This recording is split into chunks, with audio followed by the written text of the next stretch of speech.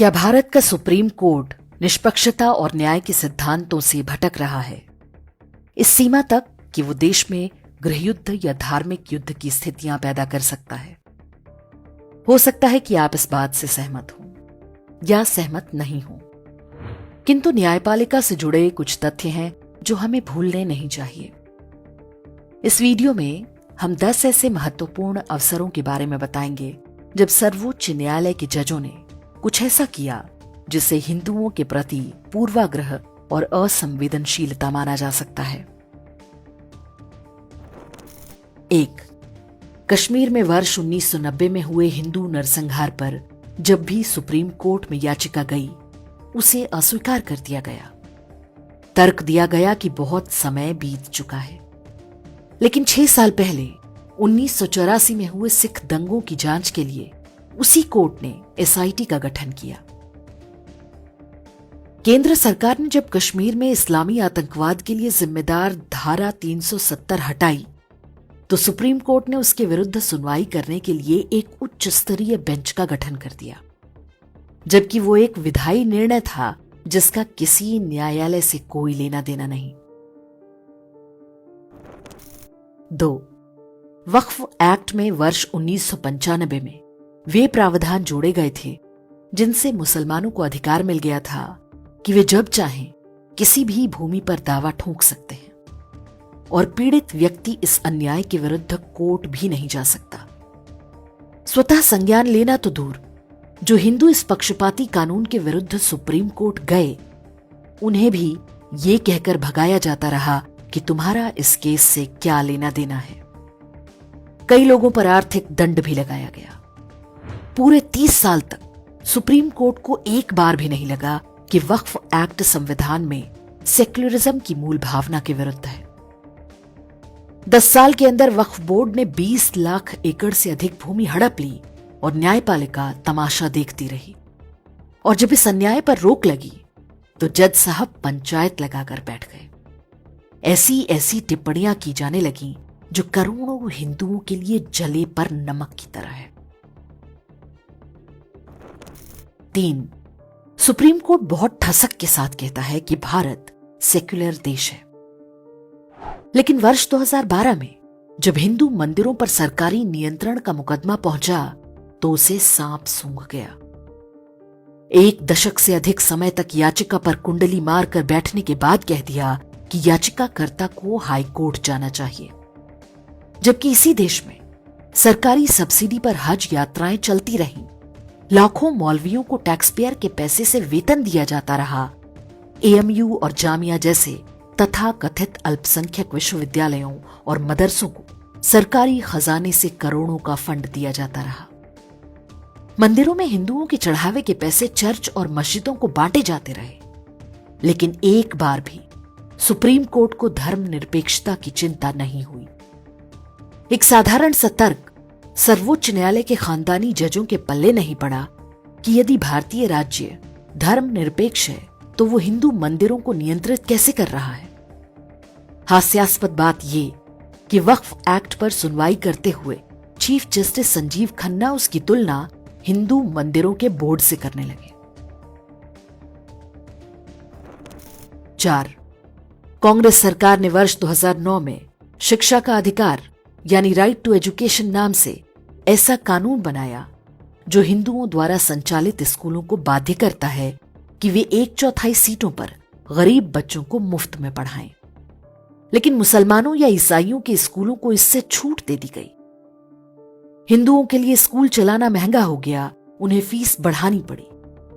Fees कम होने के कारण हिंदू माता पिता भी अपने बच्चों को मुसलमानों या ईसाइयों के स्कूलों में भेजने को विवश होने लगे। हजारों की संख्या में हिंदुओं के स्कूल बंद हो गए। कुछ के संचालकों ने धर्मांतरण करके अपने स्कूलों को बचाया। हिंदुओं ने आरटीई एक्ट को सुप्रीम कोर्ट में चुनौती दी, लेकिन न्याय नहीं मिला। उस समय तक यह स्पष्ट हो चुका था कि सोनिया गांधी ने भारत को ईसाई देश बनाने के लिए राइट टू एजुकेशन एक्ट बनवाया है, लेकिन सर्वोच्च न्यायालय को एक बार भी नहीं लगा कि इससे सेक्युलरिज्म को कोई खतरा है। 5. हेट स्पीच को लेकर सुप्रीम कोर्ट का रवैया उसके पक्षपाती चरित्र का सबसे बड़ा सबूत है। 28 अप्रैल 2023 को सुप्रीम कोर्ट ने आदेश दिया कि यदि हेट स्पीच की कोई घटना होती है तो राज्य सरकारों को तुरंत एफआईआर करनी होगी, चाहे कोई शिकायतकर्ता हो या ना हो। यदि इसमें देरी होगी तो राज्य सरकार पर अवमानना का केस चलेगा। उदयनिधि स्टालिन और डीएमके नेताओं ने सनातन धर्म को लेकर आपत्तिजनक बयानों की झड़ी लगा दी, लेकिन तमिलनाडु सरकार ने कोई एफआईआर नहीं दर्ज की। अपने ही आदेश के उल्लंघन पर सुप्रीम कोर्ट ने चुप्पी साध ली। यह आदेश देने वाले जस्टिस केएम जोसेफ की ही कोर्ट में जब उदयनिधि स्टालिन के बयानों की चर्चा की गई तो उन्होंने मुस्कुराते हुए इसे अभिव्यक्ति की स्वतंत्रता बताने का प्रयास किया। सर्वोच्च न्यायालय ने लगभग स्पष्ट कर दिया है कि नुपुर शर्मा जब कुरान की आयतों को कोट करेंगी तो वो हेट स्पीच होगा, और जब कोई ईसाई सनातन धर्म को डेंगू मलेरिया बताएगा या कोई मुसलमान 15 मिनट पुलिस हटा लेने की धमकी देगा तो वो अभिव्यक्ति की स्वतंत्रता माना जाएगा। 6.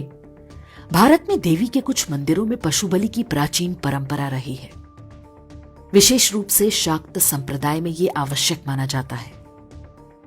त्रिपुरेश्वरी मंदिर और कुल्लू के दशहरे के दौरान होने वाली पशु बलि पर कोर्ट ने रोक लगा दी। इसी तरह जल्लीकट्टू पर बैलों की रेस पर सुप्रीम कोर्ट ने रोक लगाई। लेकिन जब बकरीद में लाखों पशुओं की हत्या का विषय आता है तो न्यायपालिका गांधी का बंदर बन जाती है। बकरीद पर सबसे क्रूर हलाल तरीके से पशु की गले की धमनी और श्वास नली को धारदार हथियार से काटा जाता है, जिससे वो काफी देर तक तड़प तड़प कर मरता है। 7. मुंबई के लोकप्रिय दही हांडी पर्व पर सुप्रीम कोर्ट ने यह कहते हुए प्रतिबंध लगाया कि इससे लोगों की जान को खतरा है, लेकिन मुहर्रम पर होने वाले खून खराबे पर आज तक किसी भी अदालत ने संज्ञान लेने का साहस नहीं दिखाया। 8. सुप्रीम कोर्ट ने प्रदूषण की आड़ में दिवाली के पटाखों पर प्रतिबंध लगा रखा है, जबकि यह सिद्ध हो चुका है कि प्रदूषण उसी दौरान खेतों में पराली जलाने के कारण होता है। अदालत के आदेश पर हर वर्ष दिवाली पर हजारों हिंदू परिवारों का उत्पीड़न होता है, लेकिन जब पाकिस्तान की जीत पर मुस्लिम बहुल क्षेत्रों में आतिशबाजी होती है तो कोर्ट उसका कभी संज्ञान नहीं लेता। 9. अयोध्या राम मंदिर केस, जिसे हिंदू अपनी बड़ी न्यायिक जीत मानते हैं, उसी निर्णय में सुप्रीम कोर्ट ने 1991 के प्लेसेस ऑफ वर्शिप एक्ट को सही बता दिया, जबकि अयोध्या को शुरू से ही इससे बाहर रखा गया था। निर्णय पढ़कर ऐसा लगता है मानो हिंदुओं को अयोध्या का मंदिर देने के बदले में जज अपनी व्यक्तिगत कुंठा निकाल रहे हों। राम मंदिर केस में सुप्रीम कोर्ट की ये टिप्पणियां न्याय की सार्वभौमिकता के सिद्धांत का उल्लंघन है। 10. शनि शिग्नापुर और सबरीमाला भारत में हिंदुओं के साथ न्यायिक भेदभाव का सबसे भयानक उदाहरण है। कुछ प्रायोजित महिलाओं से याचिका डलवाई गई और सुप्रीम कोर्ट पंचायत लगाकर बैठ गई, मानो मात्र इन 2 मंदिरों में यदि महिलाओं को नहीं जाने दिया गया तो कोई बहुत बड़ी आपदा आ जाएगी। सुनवाई के दौरान उन जजों ने भी हिंदू रीति रिवाजों और परंपराओं पर बेहूदी टिप्पणियां की, जिनके खुद के मजहबों में महिलाओं को पूजा स्थलों में घुसने नहीं दिया जाता।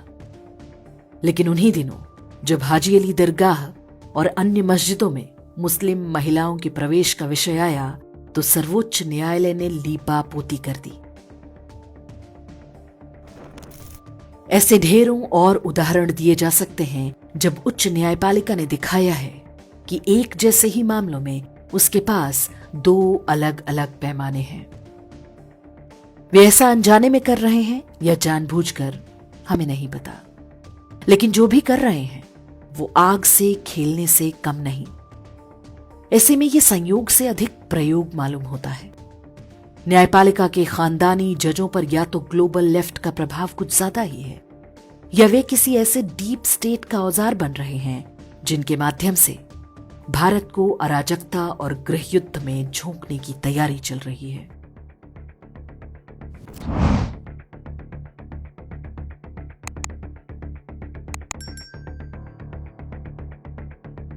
इंडेक्स ऑनलाइन के वीडियो समाज को समर्पित हैं।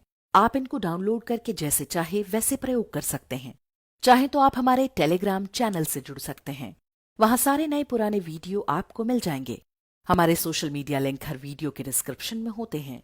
हमारा एकमात्र उद्देश्य हिंदू समाज को जागृत और एकजुट करना है। इसमें सहभागी बने। धन्यवाद।